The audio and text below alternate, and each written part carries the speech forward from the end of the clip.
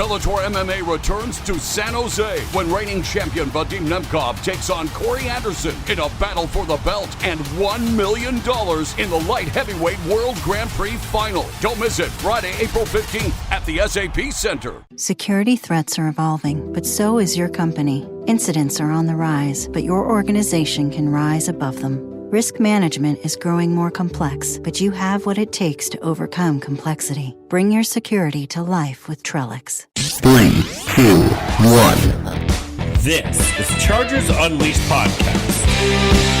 Here are your hosts, Dan Wolkenstein and Jake Hefner.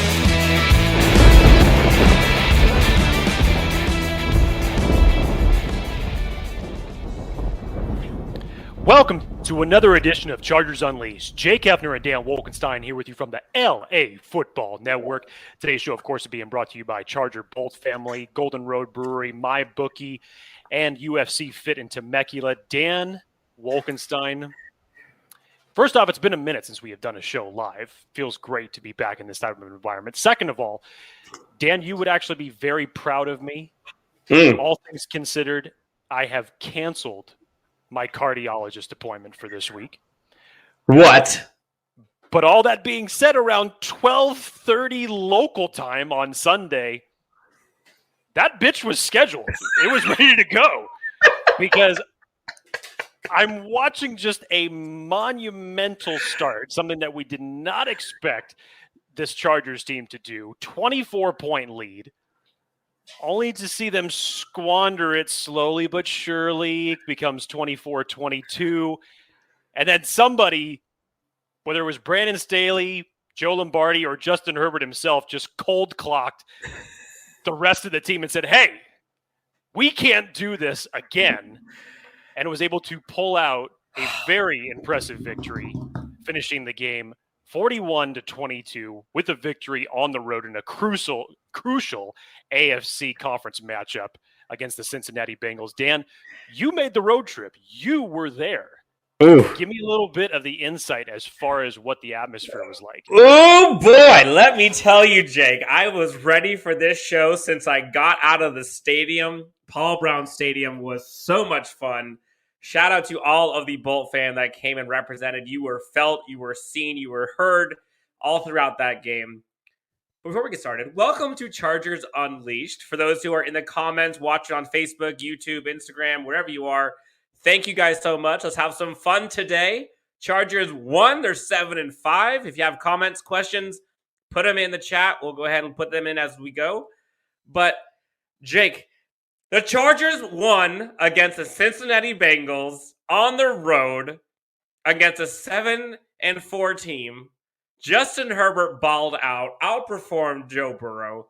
Brandon Staley laid the gauntlet, and taking the flight out for my first away game was arguably one of the best decisions I've made all year. Quick shout out to my buddy Eric, who had given me the VIP treatment, and I went to the game with him and his family. I sat front row, watched everything up close, went to the tailgates. Afterwards, went to the restaurant. Eric and his family, honestly, thank you guys so much for all that you did for me, for everything you guys are. I mean, your son was amazing. By the way, Jake, quick side story. We're on our way into the stadium, and I'm talking to their son, who's amazing, by the way. And I asked him, hey, buddy, what do you think the score is going to be today? And he goes, I think it's going to be like 40-somethings to like 20-somethings. I think he was 7. He's like, I think it's going to be 40-something to 20-something. And we're about to cross the street. We're with a bunch of Bengals fans that were around us. And Bengals fans turned around to us and were like, well, we hope you're wrong or whatever. But you heard that. And I say, look, here's the deal. If the Chargers win by anywhere near that, I will buy you a football of your choice. That's the bet. We shook hands, went in the stadium. Wouldn't you know it? Fast forward 3.5 hours. The kid was dead on. Little did we know, obviously, we got him the football. Kid was ecstatic. Whole family was amazing. Chargers fans were everywhere in Cincy. Man, that felt good. So we got a huge show today. I'm so grateful that we get to go live, get to talk to everyone out there. We'll bring in your comments like I mentioned before. If you have not subscribed, hit the like, subscribe, smash the bell notifications, you name it, all that stuff. Jake, today we're going all about Chargers beating the Cincinnati Bengals currently in, I believe, the 5 or 6 seed for the playoffs. 5. Takeaways. Chargers hotline. Chargers Unleashed hotline. Got some voicemails to go through today, so we'll get to do some of those live. And then, of course, we'll get to hear from you, all of the listeners, the viewers that are watching here live. We'll talk to you guys as well. Jake, the vibe was amazing throughout the game. And I didn't have any service for most of the game, so I wasn't even able to go on Twitter to see people freaking out or excited. But there was a moment where you're thinking, you've got to be kidding me. Chargers come out, guns blazing. They make it a game. You're like, not again. And Tevon Campbell, of all people, Tevon Campbell with a scoop and score takes it back. The euphoria that was felt in that stadium from those Chargers fans. Just put it on a shirt already, Dan. I mean, 4th and Staley, 4th down, right off the bat, 4th down touchdown to Keenan Allen, setting the tone early. Man, it felt good. There are so many takeaways from this game. You can't underestimate how big this was. Chargers are playoff bound currently. They have everything in front of them. And for all of those people who are yelling about Joe Lombardi and not able to throw deep and blah, blah, blah, blah, blah, you're eating crow today. So that's all you saw. Jake, Chargers defeat the Bengals. I heard a stat that they are 3-1 against the AFC North, and in those 3 wins, they have scored 40 or more points in all of them. It's nuts. Chargers defense holds them to 22 points. Jamar Chase, for the most part, was held in check, graced by the hand of God that got him to drop that pass that turned into interception. Michael Davis. But T. Higgins had himself a game, though. He did. So let's get into it, Jake. So, how are you feeling about 5 minutes left in the third quarter? How are you feeling? Well, Dan, you know me. Until the clock hits 000, I always expect something is going to happen that will just cause catastrophe. Mm-hmm. And much like we had seen with a 24-0 lead, in the back of your mind, you're loving what you're seeing from this team, but at the same time, you're like, okay, I've seen this movie. I've seen the sequel. I've seen the trilogy. I've seen the damn saga for the better part of the last decade of collapsed leads. It's too much. I don't want to see anymore. And then when one thing happens, it's just another thing that happens and another thing. The Bengals were turning the ball over, and Dan, like you said, the touchdown that turned into an interception in less than a second for Jamar Chase. I've never seen something happen like that where the ball literally bounces off a receiver's hands, goes backwards right into a defender's hands in that type of fashion. That just seemed like that was the way that the ball was bouncing for the Chargers today, when traditionally it doesn't bounce like that. And then it's like all of a sudden the Chargers said, wait a minute. We can't have you guys collapse like this. We're the valedictorians of collapse. So we got to get back in this and let's show you what we got. Austin Eckler uncharacteristically putting the ball on the ground twice. Justin Herbert with it. It really wasn't a bad interception because Josh Palmer could have came down with the ball, could have even been defensive pass interference from the way that the defender had run into Josh Palmer on that pass. So that one could have honestly gone either way. But the Chargers, 7 total turnovers in this game, 4 from the Bengals, 3 from the Chargers. It just became wild and wacky. And when the Bengals were all of a sudden making their push and stopping Chargers on certain drives and then being able to put points up on the board, and then when it comes from a 24-point lead down to 2, you're holding your collective breath at that point in time, just saying, what the hell did we do as a fan base to deserve such things like this? I get text messages from me left and right this day saying, why can't we have nice things? What is happening? What's going on? Like I said, screw the 5 minutes left in the fourth quarter, Dan. Until that clock struck 000. No, you're not wrong.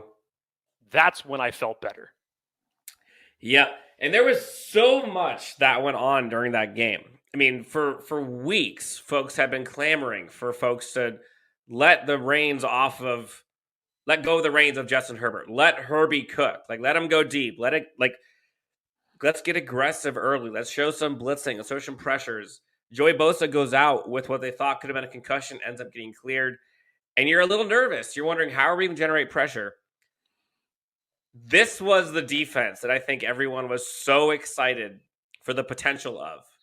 You're seeing pressures from all over the place. Uchenna Nwosu, Kaiser White, Chris Rumpf, Derwin James, Nazir Adderley, Drew Tranquil. I mean, everyone. It was kind of wild. Justin Jones was in there. You had playmakers all over the field making plays and disrupting, making the offense uncomfortable.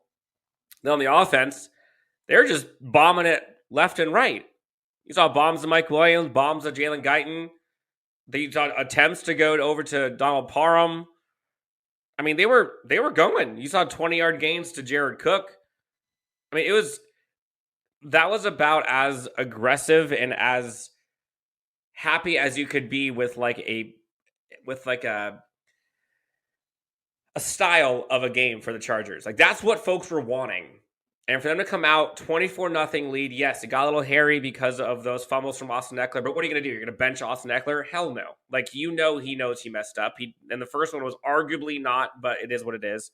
He actually got lucky it wasn't another fumble earlier in the game. But there was so much good in this game that you can't. I mean, we can nitpick about some things that went wrong. Obviously, the Austin Eckler fumbles were wrong. But, there were a couple drops, but I don't think anything that was crucial. I'm having a hard time. I don't want to say gloating. I'm having a hard time not gloating at the fact that so many people, and sometimes Jake, yourself included, were so down on this team and so quickly are turning the page to 2022 and are so quick to blame and fire and all of this stuff and talk about how crappy the defense is and how much we need a wide receiver 3 and how Joe Lombardi must go. Like, there's just, it's all there. Now, heaven forbid how washed some of these players are. You talked about it last week. We talked about perspective. Going into this season, success for me, winning season 1, get to the playoffs 2, and hell, if we can win a playoff game, I am praying to the gods, grateful of what we just did with a first-year head coach, second-year quarterback, whole new coaching staff, brand new offensive line, like you name it. 7-5. 7-5. We already have eclipsed or have equaled the number of wins of all of last season. 5 games remaining, 3 in the division, 2 against not very good teams. We gotta embrace this journey. I sure as hell am. This is the most exciting a Chargers team has been, in my opinion, in years. And yes, I think Hi Joe mentioned it. I didn't even get to talk about this yet.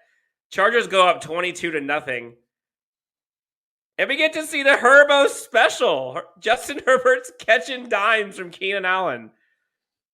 Have some fun, Chargers fans. Bull fam, enjoy this. Support the team through 4 quarters. If the team loses, it happens. But Jake, Chargers won. The Chargers won in Cincinnati. Everyone wrote them off. Nobody picked the Chargers. They got to the team hotel pissed off.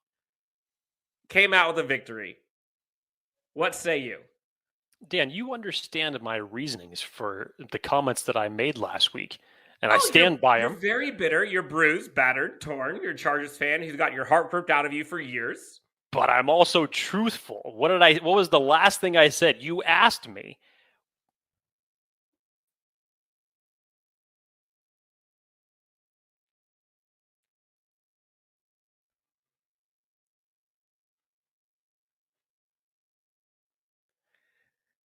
It looks like Jake may have been frozen.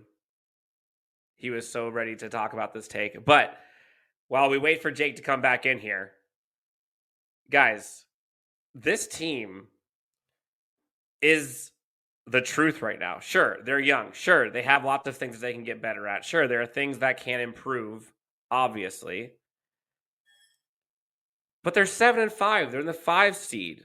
They're ready to go. There were so many players that performed well in this game that we have to just take a second and just enjoy it.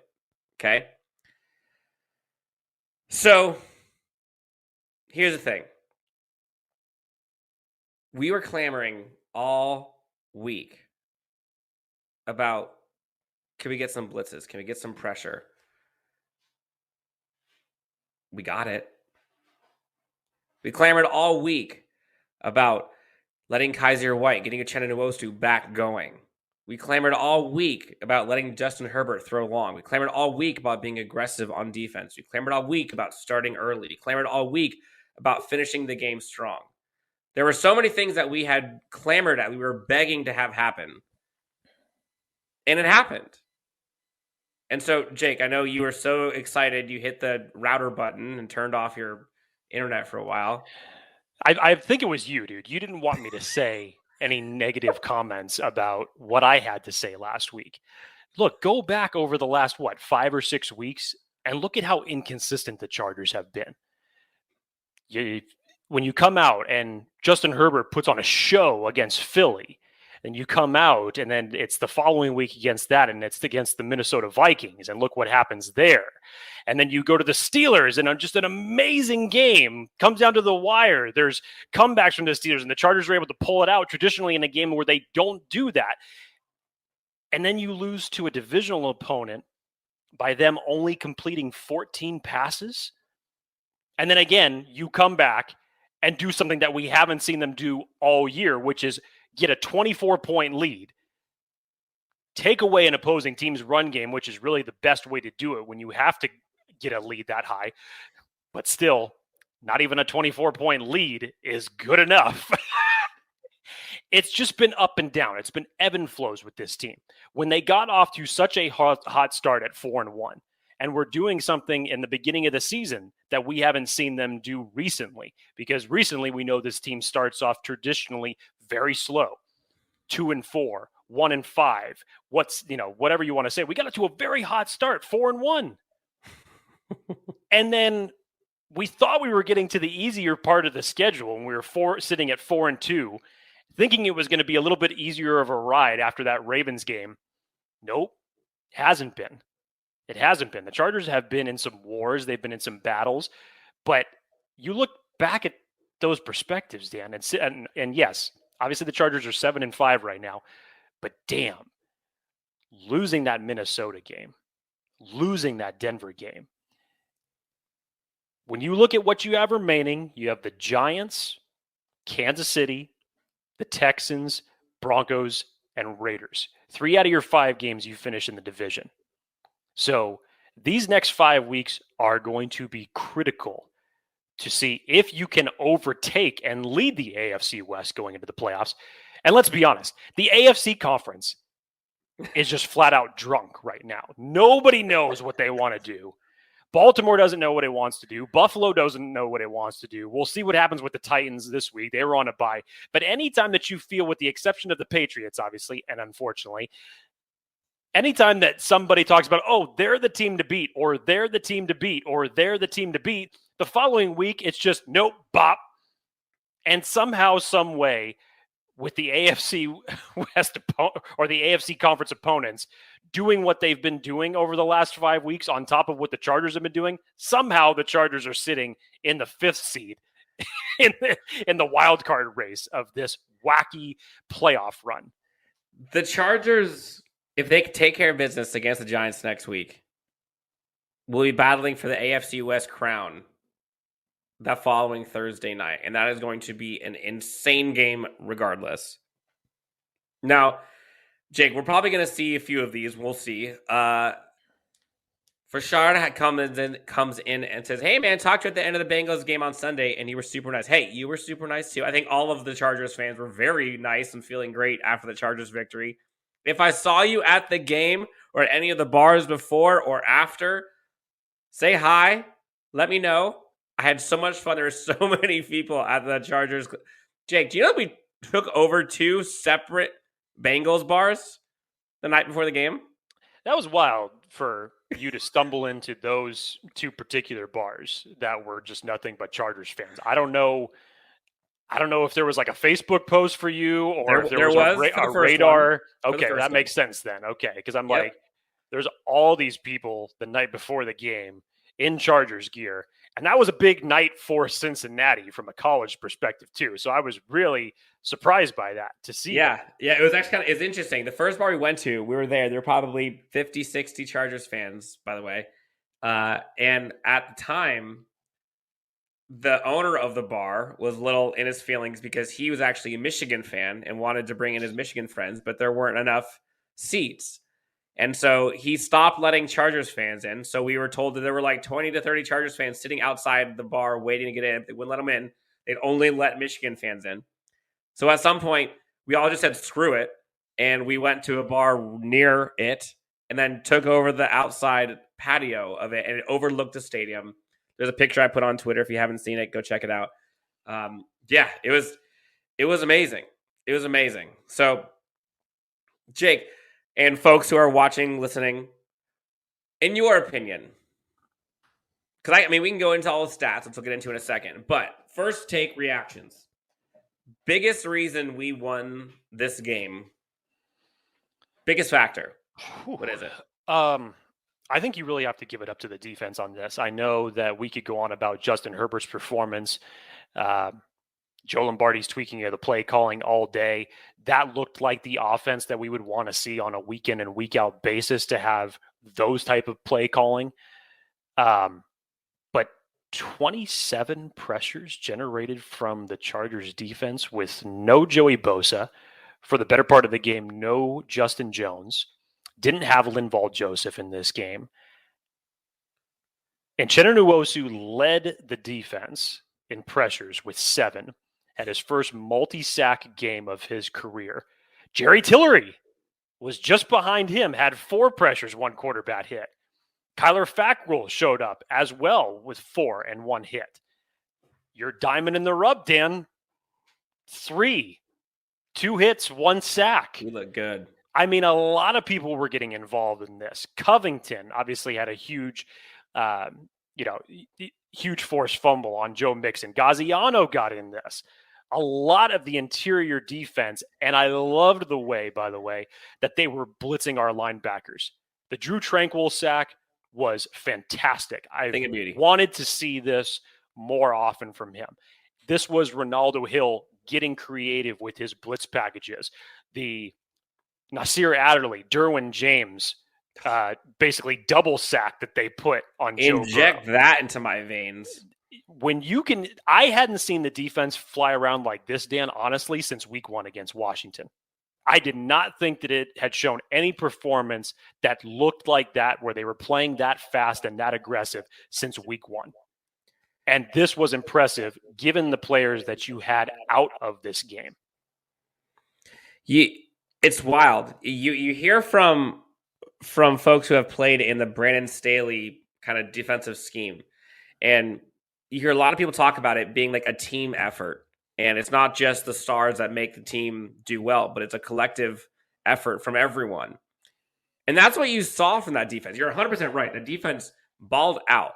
And one of the differences that I saw in this game versus times in the past, when the opportunity presented itself to them, they capitalized on it. For example, Uchenna Nwosu, strip sack. Other games, strip sack, Burrow lands on it. Uchenna Nwosu comes up with it. Tavon Campbell, a ball lands right in front of him on the strip from Covington. Other games, bobbles, goes out of bounds, they keep it.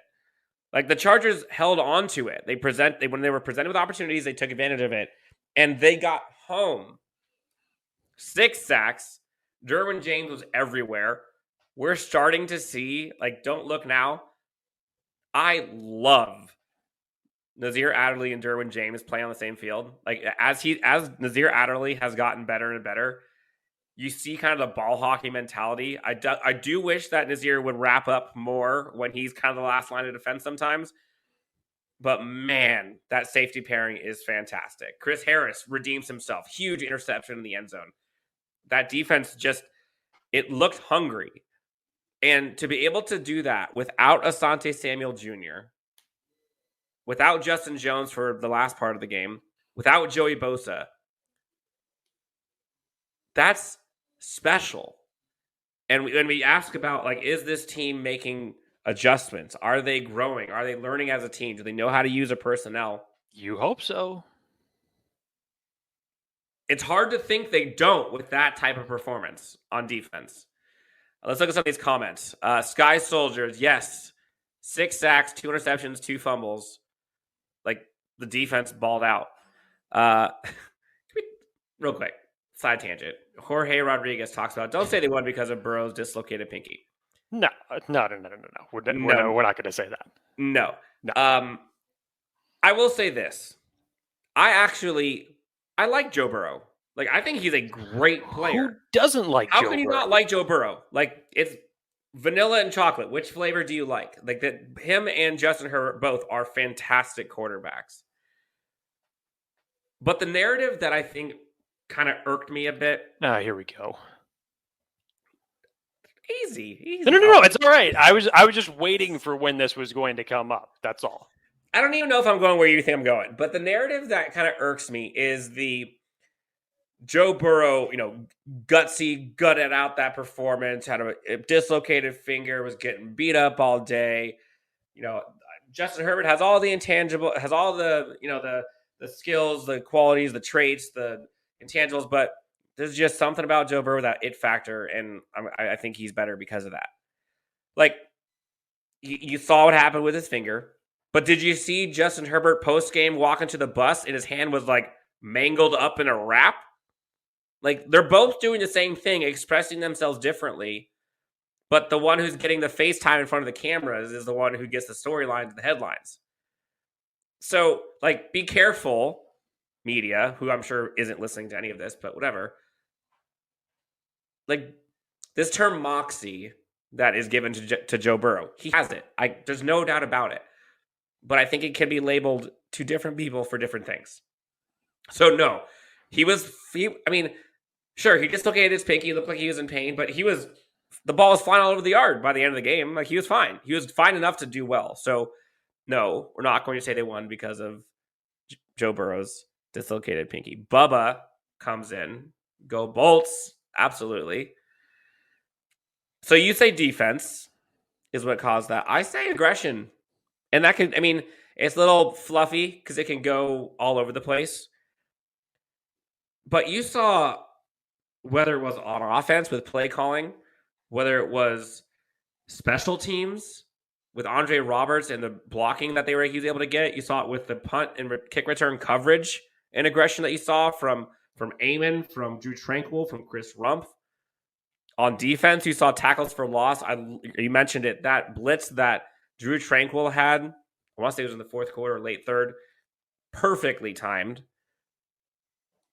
Overall, that was a team that was aggressive and was hungry and wanted that victory more than the other team. It was.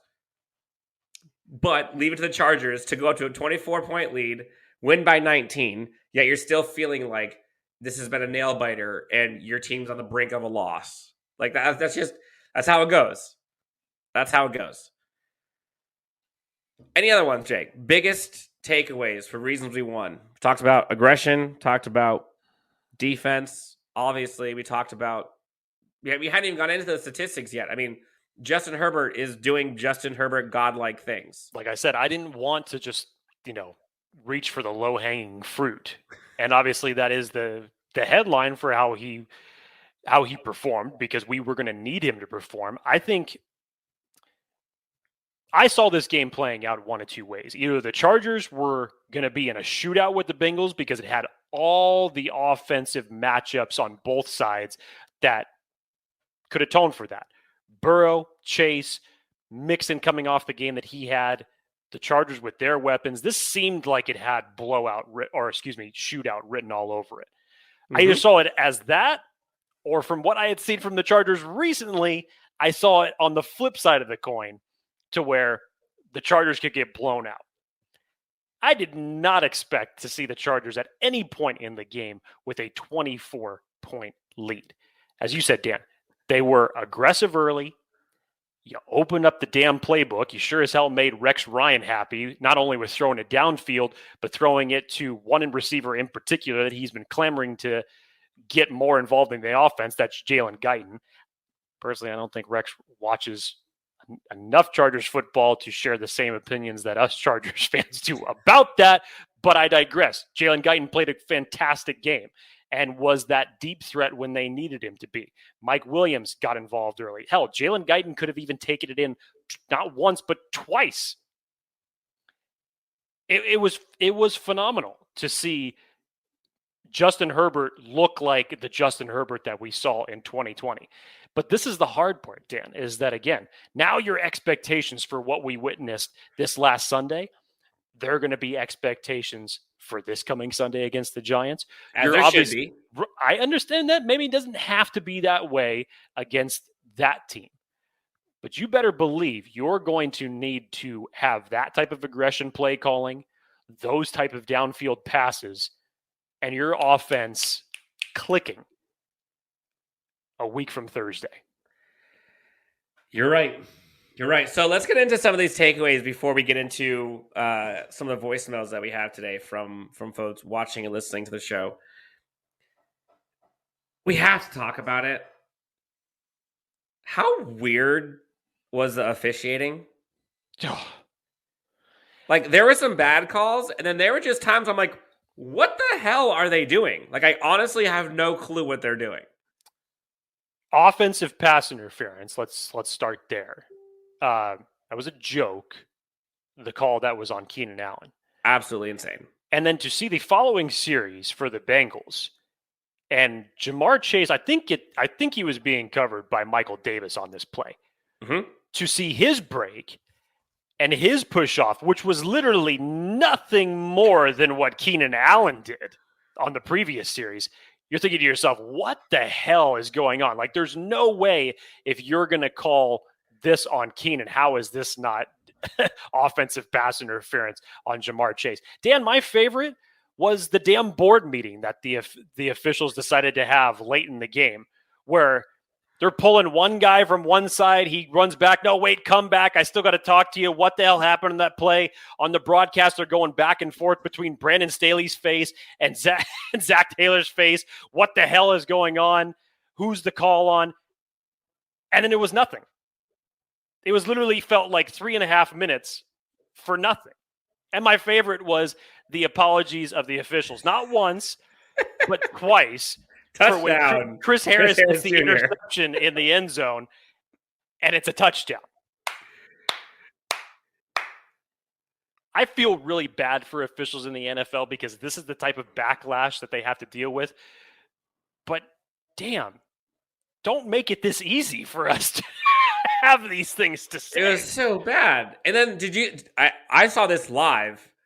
The missed pass interference call that was on Keenan Allen, where he was getting held back and then arms around him.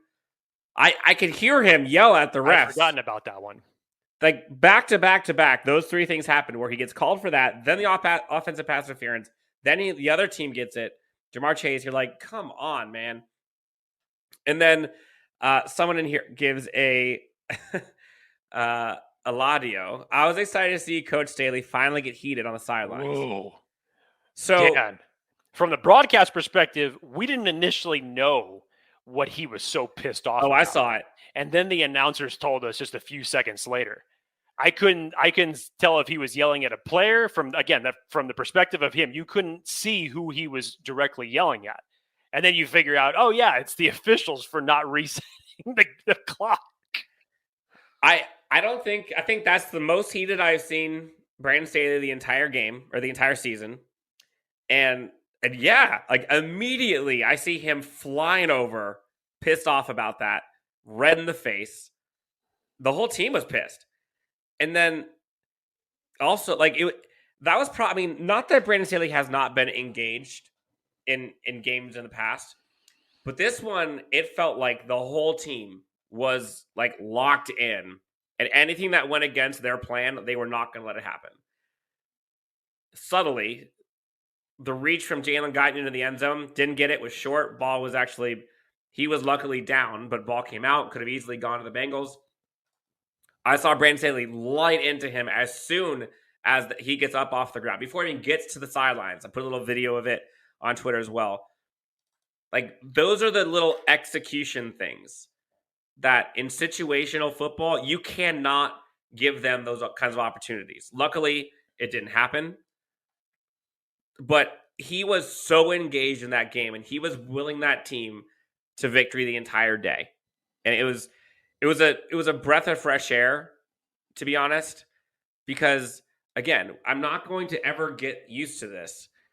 For years, this Chargers team has been plagued by coaching staff, has been playing and winning in spite of coaching mistakes. Now, granted, there have also been player mistakes, but coaching mistakes have plagued this team for years. Sure, you can nitpick a thing or two that the Chargers coaching staff has done, but by and large, this coaching staff has had this team in positions to win every game they've played. It's clear to you that de-icing the wings will not be done in a jiffy. You look for phone outlets, but see none. Only photos of phone outlets. A voice announces your gate is now 39C, 12B, 9A. It's like musical chairs, if musical chairs made you sob in the pet relief area. A child picking his nose stares. His parents have abandoned him. The airport will raise him now. Don't let flight delays ruin your vacation. Go on a real vacation. GoRVing.com. Spring it on with 40 to 70% off almost everything at Gap Factory and GapFactory.com. Matching styles for the family are on sale too. Shop it all through April 12th. And you can't say that about other coaching staffs that we've had. So, Michael Davis, Ross comes in and talks about huge win for this game. And a lot of it is because Michael Davis. Yes, he did get burned a bit on that one play to Jamar Chase. Luckily, he dropped it, stuck with it, ends up with an interception. He had a nice pass breakup later in the game. He had a nice pass breakup later on in the game, too. Imagine this defense without him and Asante Samuel Jr. I don't want to. No way. That was huge. Devon Campbell, he had a scoop and score. He redeemed himself a bit. But he still was exposed. And I don't blame him. I mean, with that receiving core, I'd go after Devon Campbell too. So, Jake, before we move on, we've got to pay the bills a little bit. I'll pass it over to you. Who are we sponsored? Who are some of the good people we are sponsored by today? Well, first of all, this is actually special because anybody who watches UFC like I do, I tend to lay a little action every now and then, put a little wager down every now and again. And this fight's no different. It's a huge fight. Dustin Poirier going up against Charles Oliveira. Big time fights this weekend. Can't wait to watch them. If you guys want to get on in the action, go to MyBookie.ag. Use the promo code LAFB at MyBookie. That's promo code LAFB to double your initial deposit all the way up to $1,000, so you won't need to break the wishbone to be able to come out ahead. Make sure you do it. Bet now, thank me later, much later. You can bet, but don't take my wagers on it. I don't want to be responsible. I was going to ask, who do you think is going to win? If you want my prediction for the UFC fight, I'm taking Dustin Poirier. Love what he's got, but it's going to be tough. It's going to be tough. Charles Oliveira is no joke. He's a beast. I think he's slightly getting slept on in this fight, but it's going to be a hell of a fight. Love it. All right, so let's get to some of these comments that we have from folks. Shaggy Elwood, love the name, by the way. Staley finally used all the tools in the box. So, one point on this, Jake, and sometimes myself included in this, we get very impatient and we want to see results happen quickly. I think I'm a little bit more impatient than you are, Dan. I 1,000% think you are correct. But we have to remember, this is a whole new coaching staff, a whole new defensive scheme, a ton of new players. it takes time for the team to kind of know what they have and for the team to be able to execute what looks like a very complex scheme. It's not easy. So Staley finally using all the tools in his box. Yes. But it also is the first year. It's also like we have to give it time for this to happen. And I think as a team gels more, as they get to know their personnel more, as the personnel gets to know the playbook more and feels more comfortable with it, those tools are going to be executed with much more. I said it for the last 2 or 3 weeks. Like, the Chargers are in position. The coaching staff have had them in the right position to make the play, i.e., they had the right tools. The tools didn't work. Like, guys weren't tackling. Guys weren't making interceptions. Guys weren't blocking. Guys weren't whatever it was. So, yeah, the tools in the box are there. The tools in the boxes are actually working now, which, music to my ears. Thank you so much. Todd Miller comes in. Ooh, Jake, you're going to love this one. I'll let you take this one. Orlovsky, career backup, picks Burrow, 3-time Super Bowl champion coach Jimmy Johnson would take Justin I can't read. There's a pause there. 3-time Super Bowl champion coach Jimmy Johnson would take Justin Herbert over any quarterback in the league. Jake, did you know there is no quarterback in the NFL that has a higher QBR so far this season than Justin Herbert? I believe it's his 7th game this season that he's thrown for over 300 yards. No. 5th or 6th. I think somewhere around there he's thrown for 300-yard performances. Whichever way. Again, Justin Herbert, I can't remember the exact stat, Dan, but he got into another stat with Dan Marino where he was the second quarterback to do X, and forgive me for missing the stat. I just went completely blank on that. But Justin Herbert, for what he's been doing consistently. Now, Dan Orlovsky, traditionally I have a good amount of respect for. In this circumstance, and I was waiting for it from the point of, Max Kellerman, Keyshawn Johnson show in the morning, waiting for it on Get Up. I was even waiting for it on NFL Live because he put out the tweet night of the game saying, tape, unpopular but true, Joe Burrow outplayed Justin Herbert by a lot. I think if he didn't put the term "a lot" behind there, he may have saved himself a few thousand comments in the responses. But the only justifications that I got, that I was able to hear from Dan in regards to this, not me, it's not you, Orlovsky in this circumstance, was he was making comparisons of the deep balls that both Justin Herbert and Joe Burrow were throwing.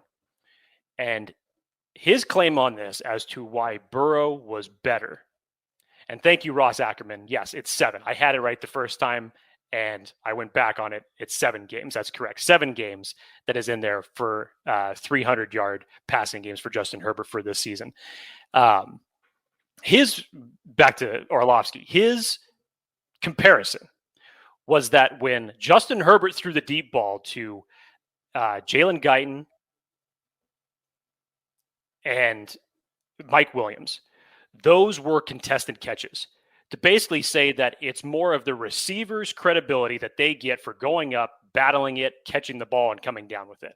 Whereas his comparison with Joe Burrow, when he threw the pass that T. Higgins ended up catching in the end zone between 2 defenders, that it was only where his guy could catch it. That was the only in-depth argument I really heard Dan Orlovsky go into. And it's not even true. I don't understand how you could really separate that, honestly. Because Mina Kimes is tweeting video of Justin Herbert doing Patrick Mahomes things and throwing across from his body and a dart to Keenan Allen right in the middle of the field. Just looking at it at face value alone, if you're going to talk about all this kind of stuff about, Burrow, even with his pinky injury, was able to maneuver the defense a lot better. His accuracy was a lot better on short throws. And obviously this is where PFF is, I believe, is also going with their thought process on why they believe it.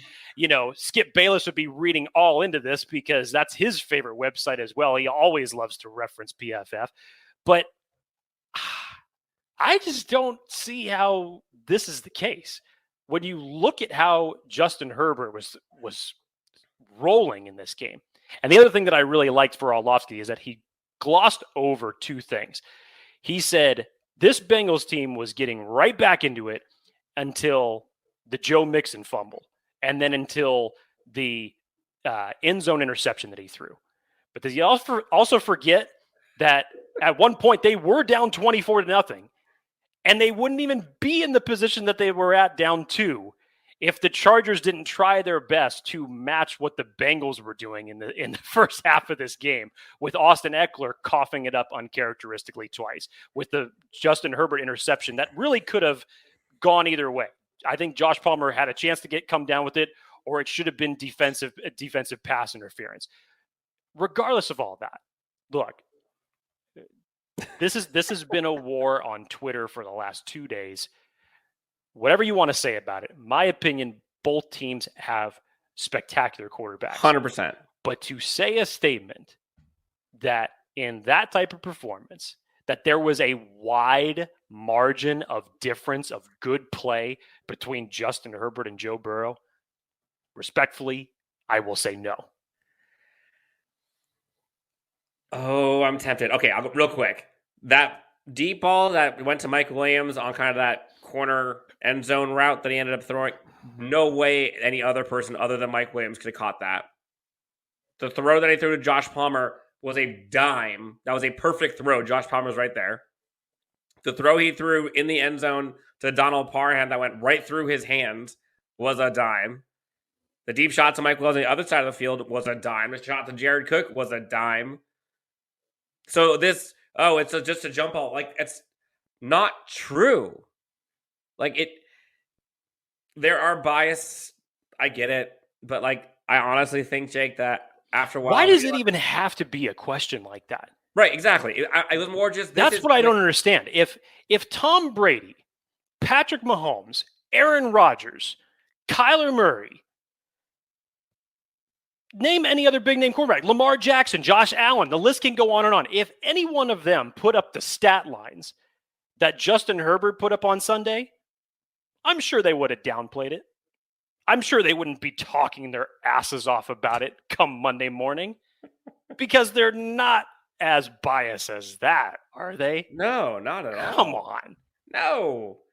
All right, Jake, we've got about 40 minutes into this. We got to go through some of these hotline voicemails we have. For folks who are not familiar, you can always call in Chargers Unleashed hotline. I was too busy getting crazy with everyone in Cincinnati to even put out the name and the number and everything when we won the game.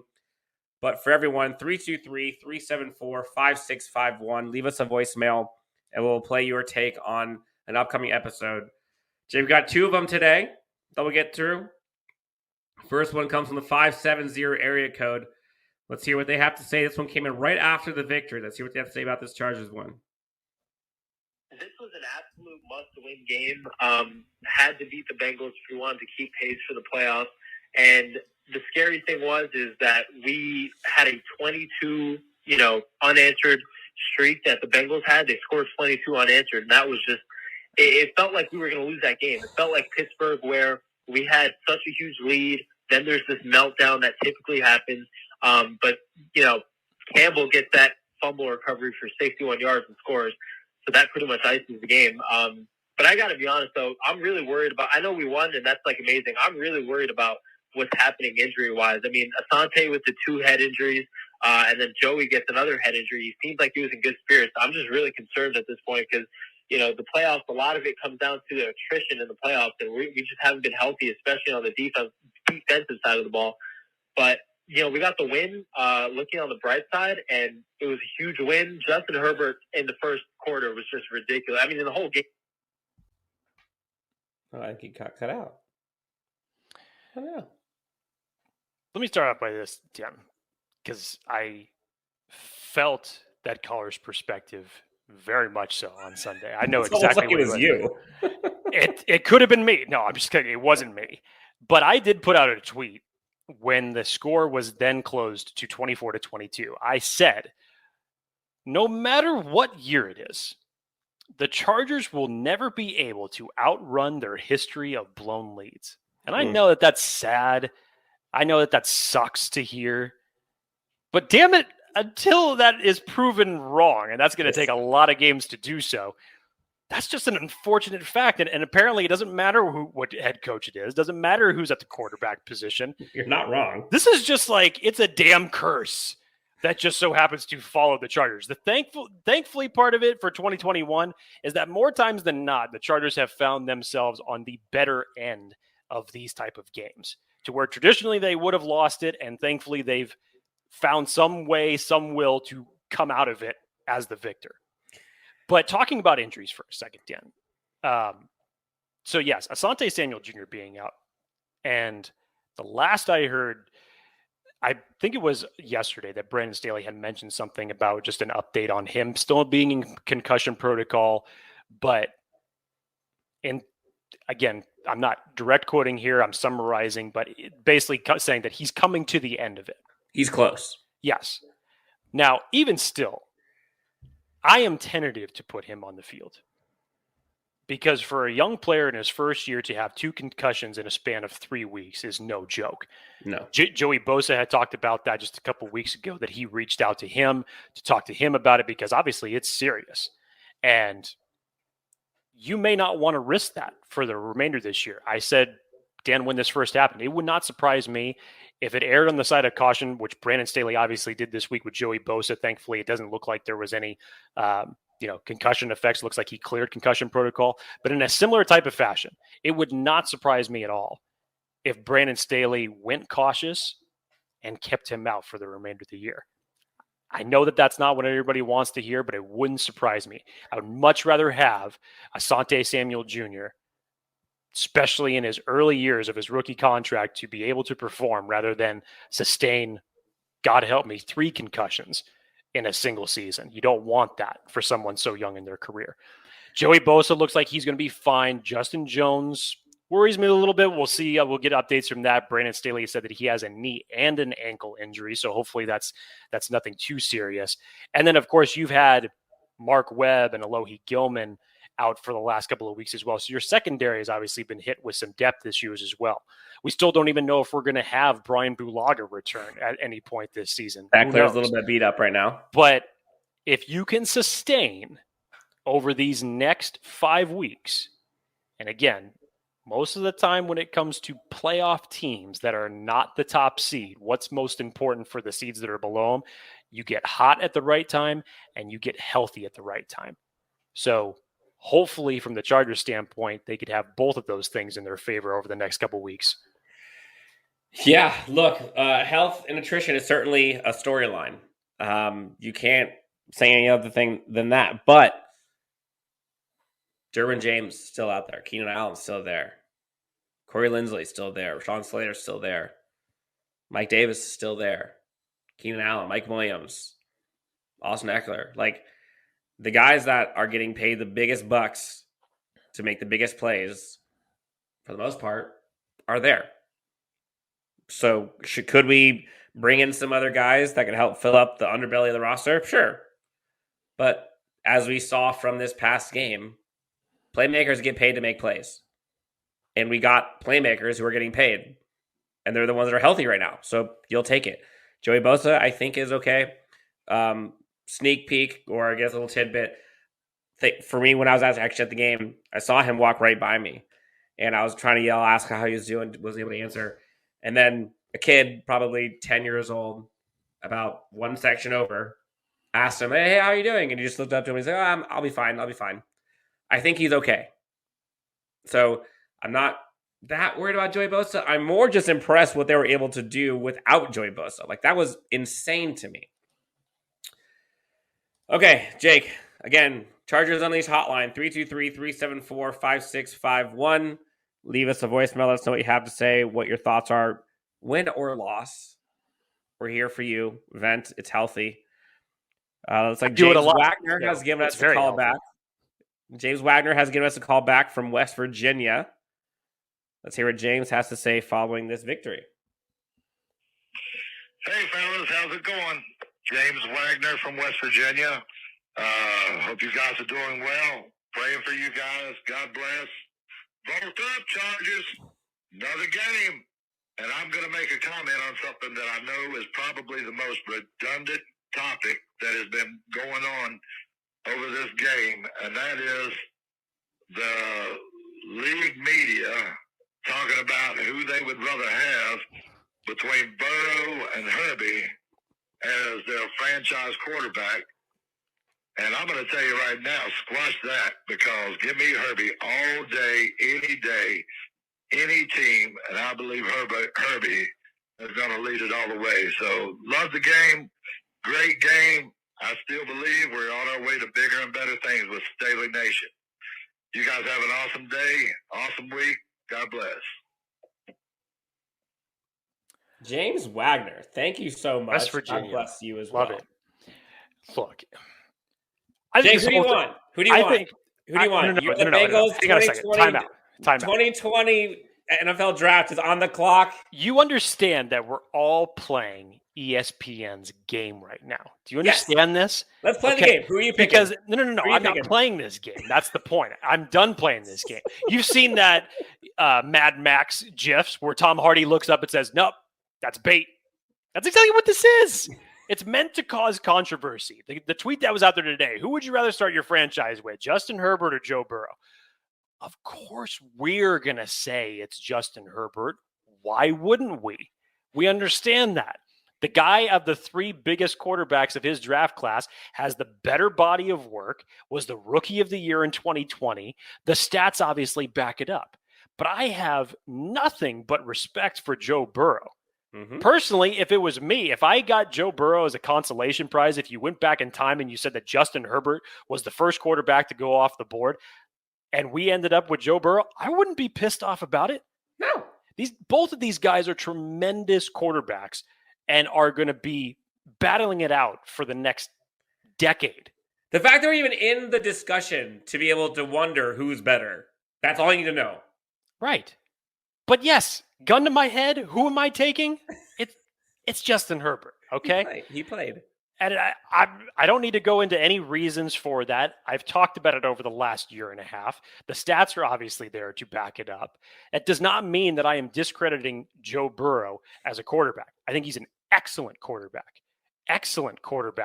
And for Cincinnati, that's great because they've needed that for some time. You've needed a quarterback like that to lead your franchise. So they should be happy that they have him too. But I'm not playing this damn game, Dan. I'm not getting sucked into the ESPN filter that Dan Orlovsky decided to start. And then ESPN said, okay, let's run with this for the whole week. Yeah, gotcha, you bastards. I got to say, look, they got me. James is listening live. James agrees with you, Jake. Thank you, James. They sucked me in. I got into it. I was brought in, and I realized, I was like, you know what? This is just clickbait. I'm not doing this anymore. HH4 says Crybaby Joe looks like a JV quarterback compared to Herberto. I'm not going to go that far. I wouldn't go that far either. Look, he still came back in the game, still did what he needed to do, was still operating and put his team in a position to come close to come back against this Chargers team when he wasn't doing that the first half, but he put his team in position to do so. Again, it's not disrespectful to one or the other, in my opinion. But yes, I would rather have Justin Herbert as my quarterback, but Joe Burrow ain't that far off, man. He's not. God, can you imagine if the Chargers were looking for a quarterback this previous draft? I was just gonna say, if you take all quarterbacks drafted in the last 2 years, probably 3 years. I mean, look at it like this. Everybody, those two quarterbacks are one and Mac two. Jones Regardless is obviously of which one they are. They're one and well, two. look at Mac Jones, for example. Mac Jones is the hot topic to talk about right now. Just defeated a good Buffalo Bills team on the road by only completing two passes for 19 yards. Now you look at the rest of the quarterbacks in his class. Trevor Lawrence, Zach Wilson, Justin Fields are obviously If you took any one of those three and you put them on the Patriots, it would be the exact, if not a better situation for any three of them. But because they are on unfortunate, bad teams, both from personnel and from coaching, they're unfortunately in the position that they're in. Trey Lance has to sit behind Jimmy Garoppolo. San Francisco 49ers have some coaching decisions of their own that they're trying to figure out. They've tried to do like the whole thing that that Tua was dealing with last year, getting benched, coming in favor of the veteran, go with him. It's bouncing around. So I'm very happy with the quarterback that we have obviously gotten. Rookie of the year. Can't take that away from him. One of the best, if not the best, performance from an NFL rookie in years. But damn, would you really have been that pissed off if it went the other way in a different universe and Joe Burrow was the pick at 6 instead of Justin Herbert if Justin Herbert went off the board at number 1? No. I think the exact same things would still be capable of being of happening because both guys have very, very similar traits. But from a body of a work and what's been proven, Justin Herbert is my decision. Okay, real quick. So let's go back. Justin Herbert goes number 1. Who's Miami taking? I still think they would have taken. Well, no, I take that back. Probably. They probably would have gone Joe Burrow. Yes. And so we probably would have gone Joe. Yes. Imagine that world. By the way, real quick, I put this out earlier. Some quick stats for Justin Herbert so far this year, Jake. Ranks 1st in QBR, 4th in passing yards. He already has almost 3,600 passing yards, and he has 5 games left. He could arguably go for 5,000 yards this year. 3rd in passing touchdowns, 4th in yards per game, 1st in fourth quarter comebacks, 1st in game-winning drives, 8th in rushing yards as a quarterback, and that narrative of he doesn't throw the ball downfield ranks 13th in yards per attempt. We got a good one.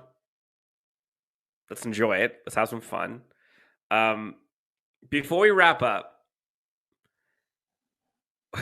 we got so many comments in here to just talk about Joe Burrow, and it's I find it amusing. We're not going to go. We don't have time to get through all of these. But Connor, we did discuss this earlier. This is what Jake had mentioned previously. I think Orlovsky got into some deep water when he said he was way better than Herbert, because it's just not true. If he would have said he thought he played better or he played better given the circumstances or whatever, fine. But regardless, we all agree. I don't know how he can still say that. So snap back from this. Chargers, 7-5, going up against Giants this coming week, going up against Kansas City Chiefs, who don't look now, I think, on a 5-game winning streak. This AFC West and the AFC battle going down the stretch is going to be insane. Wow. And those victories they had against Pittsburgh, against Cincinnati, against Kansas City, against Las Vegas, against Cincinnati, I think it's Cincinnati, obviously. Like, those are big. Those are tie-breaking wins that if all of us are 7-5 or all of us end up being, 11-6, we go in. They don't. Big. I can't undersell how important this game against New York is. Everyone talking about it being a trap game. I mean, I guess it is, but like, the Chargers know how important this is. 8-5 is huge.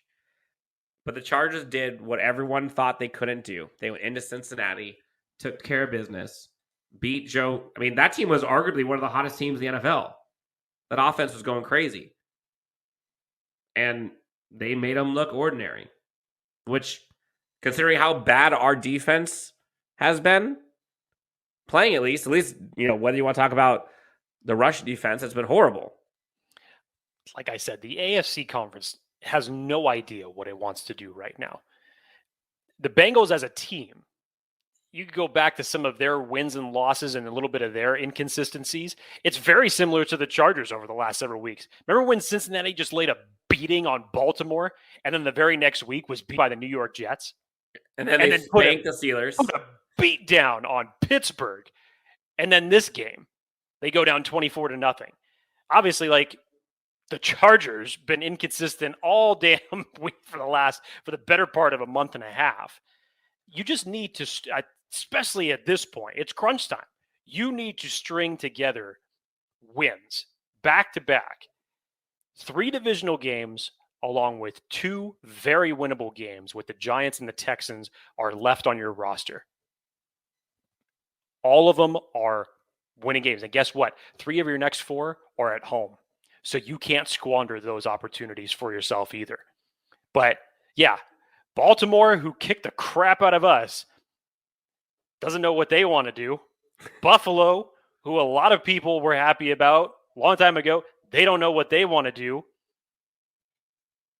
This is just the way that the AFC conference is going this year. You look at the NFC, and you have your established teams in there. The AFC, at this point right now, who knows where we're going to be in 5 weeks?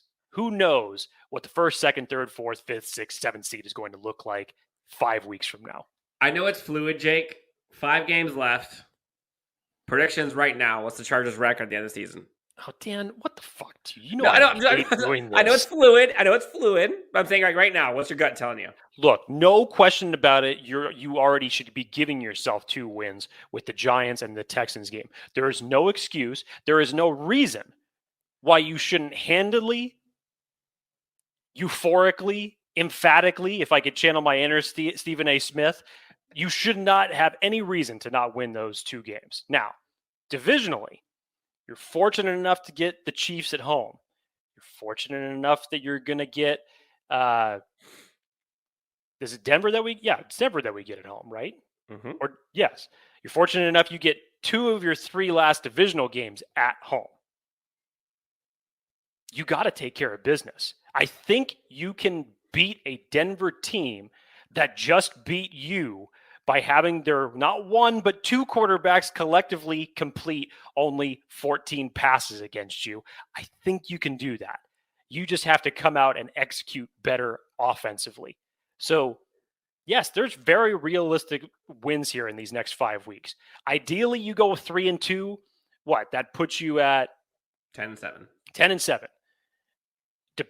You're probably going to need a little bit of help. If you finish 10-7, you're probably going to need just some losses just to be safe, because you really don't want to get down to that tiebreaker aspect. But luckily, we really have a lot of tiebreakers. Yes, you're lucky right now, but you really don't want to have to rely on it. So I think 10-7 should get you in, along with a little bit of help along the way over these next 5 weeks from the rest of the AFC conference opponents. Yep. I think I agree. I think 10-7 is probably where we're going to right now. Although, again, we said it's fluid. We'll see what happens. We have a lot of 10-7s in the comments. Folks are thinking that's where we're going to be going. I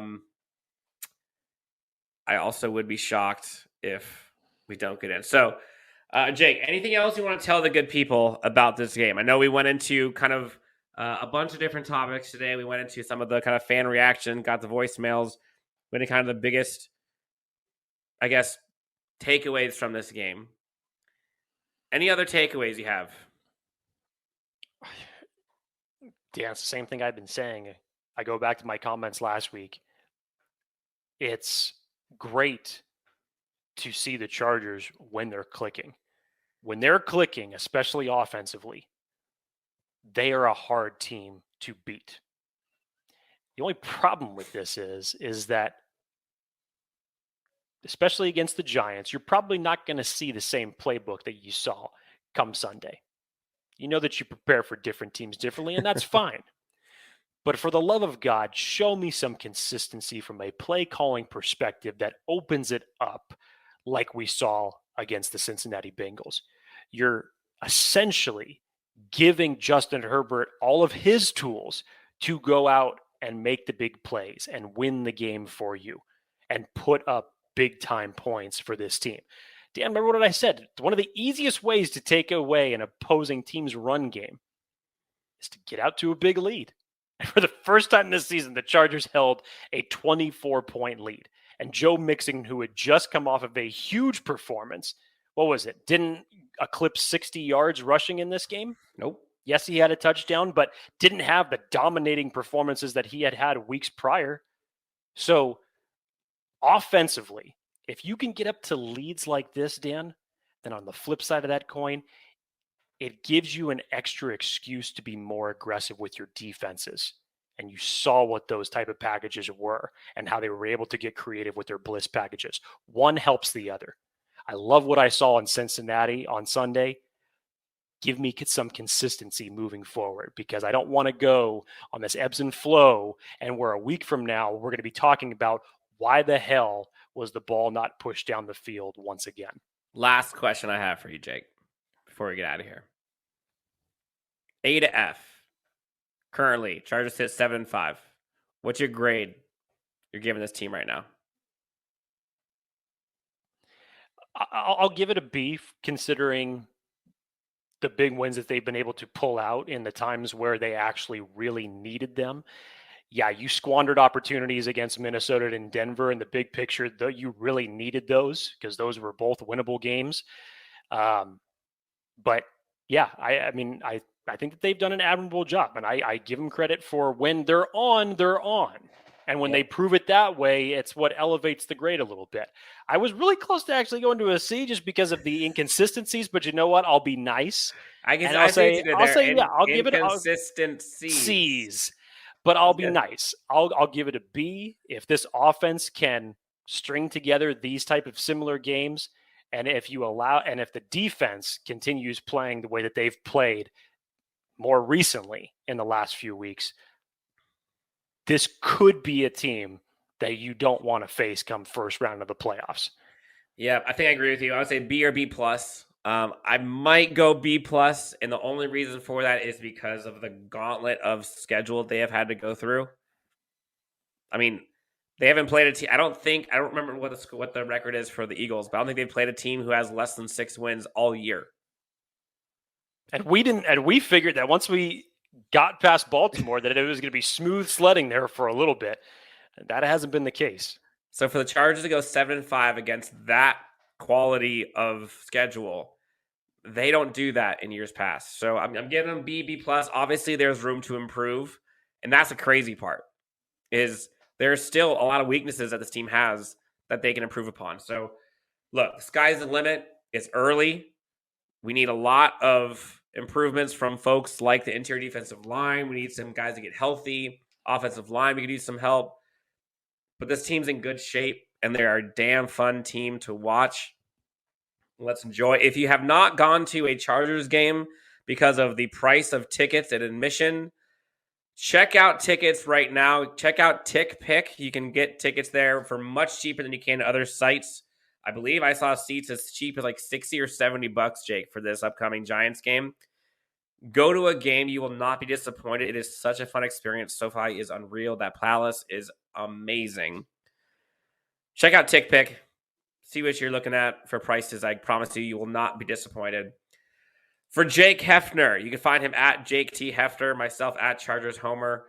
Guys, this has been so much fun. Your Chargers are 7-5 in the driver's seat, headed to the playoffs right now. They have what they need. They're going up against the Giants at home. And then they got a Thursday primetime matchup against the Kansas City Chiefs. Until next time, this is Chargers Unleashed. Thanks so much. Tune in to us next time on Chargers Unleashed. Talk to you guys soon. Thank you. Bye.